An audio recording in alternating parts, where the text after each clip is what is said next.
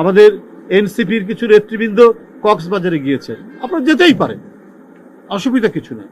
সেখানে যদি কোনো কূটনীতিকের সাথে আপনাদের সাথে আলাপ আলোচনা যদি হওয়ার যদি প্রোগ্রাম থাকে, সেটা হতেই পারে। কিন্তু মানুষের সংশয় হচ্ছে, সন্দেহ হচ্ছে যে লুকোচুরি কেন। আজকে কি বলে যে এই হোটেলে আছি, তারপরের দিন আবার কিছু সংবাদপত্রে কিছু কথা উঠলো, তারপরের দিন আবার হোটেল পরিবর্তন করা, আবার আরেক জায়গায় হয়, এইটাই মানুষ সন্দেহ করে। এটা করবেন কেন?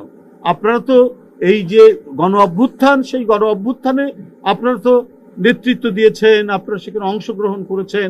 জনগণ চায় এই যারা গণতন্ত্র ফেরানোর আন্দোলনে যারা কাজ করেছে তাদের প্রত্যেকটি ক্ষেত্রে স্বচ্ছতা থাকবে। কিন্তু আজকে জনমনে আপনারা কেন সুযোগ তৈরি করে দিচ্ছেন? কেন আপনাদের নিয়ে বিভিন্ন কথা উঠছে?